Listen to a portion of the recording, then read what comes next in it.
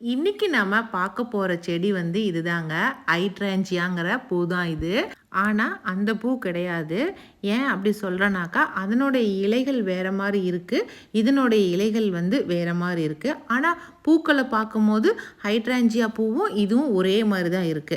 ஆனா, என்னன்னு தெரியல. அதனோட இலைகளும், இதனோட இலைகளும் வேற வேற மாரி இருக்கு. இதனோட இலைகள் வந்து பார்க்கறதுக்கு இந்த சேஞ்சிங் ரோஸ் இருக்கு இல்லைங்களா?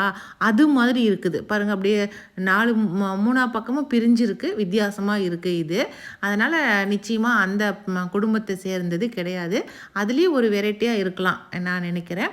ஆனா ரொம்ப அழகா இருக்குது. இட்லி பூ மாரி நெறைய பூத்திருக்கிறதுனால, இந்த மாரி தேனீக்கள் வந்து அதிகமா வந்து உட்காருது. அந்த தேனீக்கள் வந்து உட்கார்றதுனாலயே தான் நான் இந்த செடி வந்து வாங்கி வச்சேன். நம்ம வீட்டுக்கு நெறைய தேன் கிடைக்கும் அப்படிங்கிறதுக்காக.